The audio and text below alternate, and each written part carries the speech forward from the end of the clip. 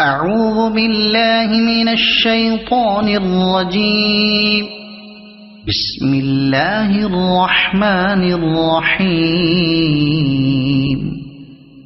حميم. تنزيل الكتاب من الله العزيز الحكيم. ما خلقنا السماوات والأرض وما بينهما إلا بالحق وأجل مسمى والذين كفروا عما أنذروا معرضون. قل أرأيتم ما تدعون من دون الله أروني ماذا خلقوا من الأرض أم لهم شرك في السماوات ائتوني بكتاب من قبل هذا أو أثارة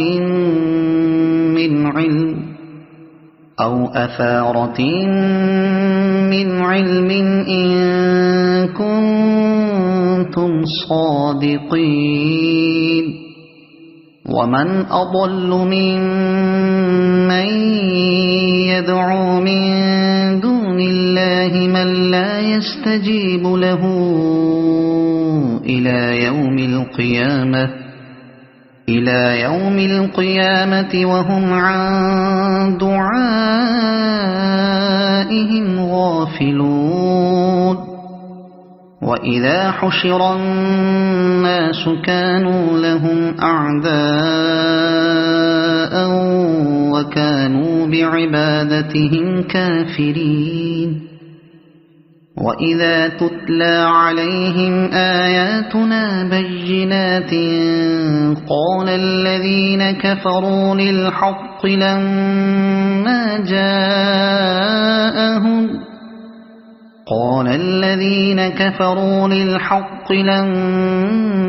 جاءهم هذا سحر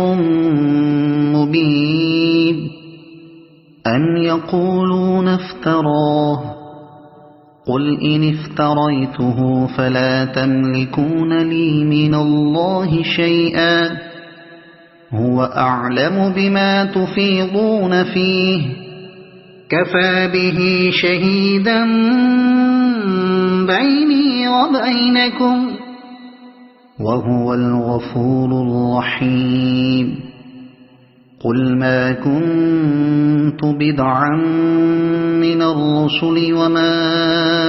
أدري ما يفعل بي ولا بكم إن أتبع إلا ما يوحى إلي وما أنا إلا نذير مبين. قل أرأيتم إن كان من عند الله وكفرتم به وشهد شاهد من بني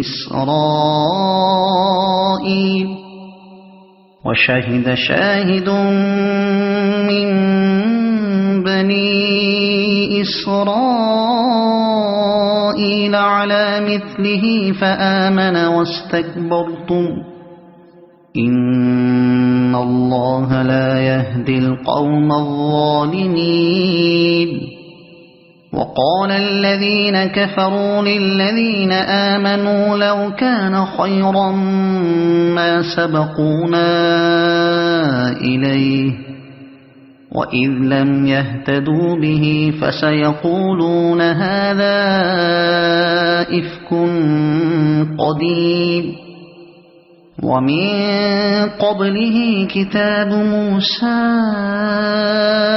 إماما ورحمة وهذا كتاب مصدق لسانا عربيا لينذر الذين ظلموا وبشرى للمحسنين. إن الذين قالوا ربنا الله ثم استقاموا فلا خوف عليهم ولا هم يحزنون أولئك أصحاب الجنة خالدين فيها جزاء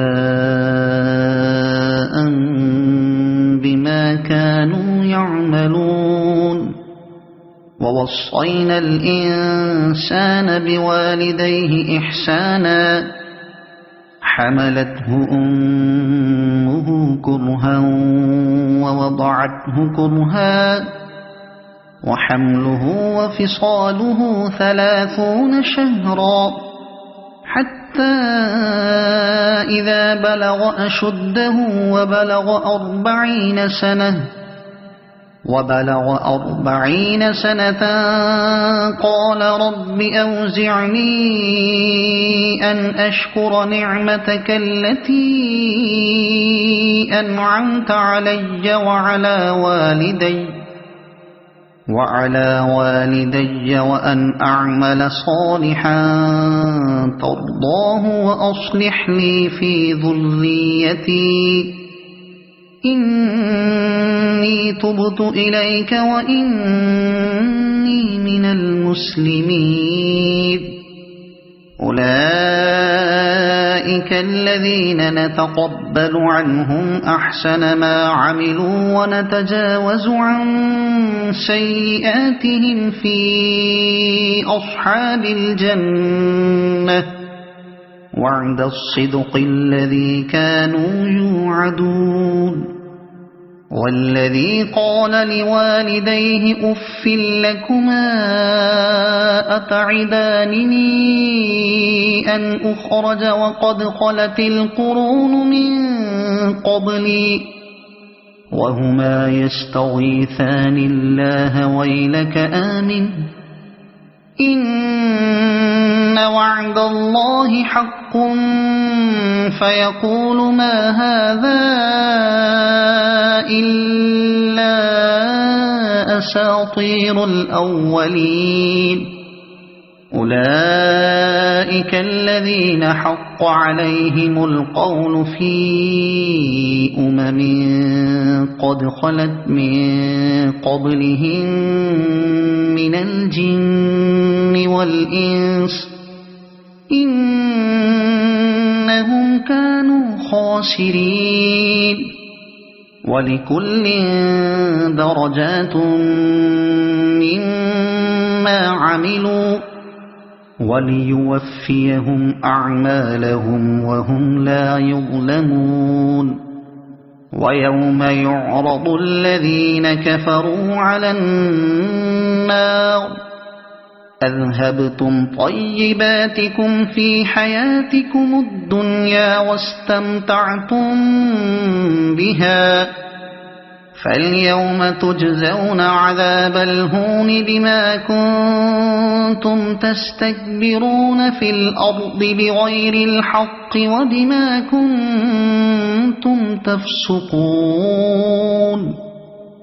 واذكر أخا عاد إذ أنذر قومه بالأحقاف وقد خلت النذر من بين يديه ومن خلفه ألا تعبدوا إلا الله إني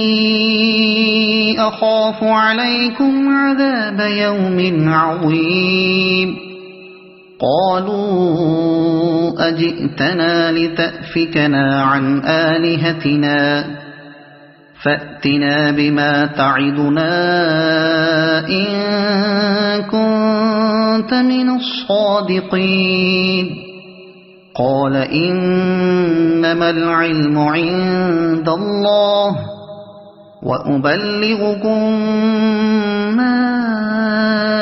أرسلت به ولكني أراكم قوما تجهلون فلما فلما رأوه عارضا مستقبل أوديتهم قالوا هذا عارض ممطرنا بل هو ما استعجلتم به ريح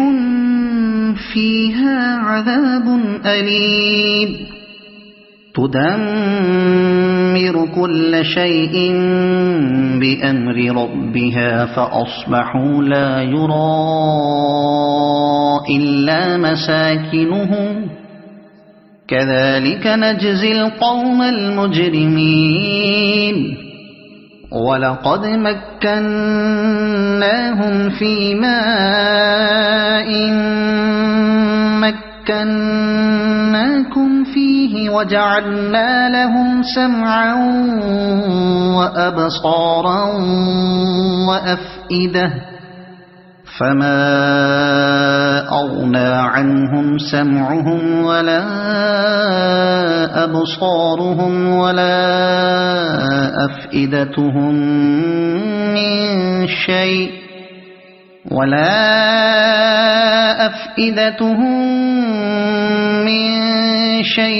إذ كانوا يجحدون بآيات الله وحاق بهم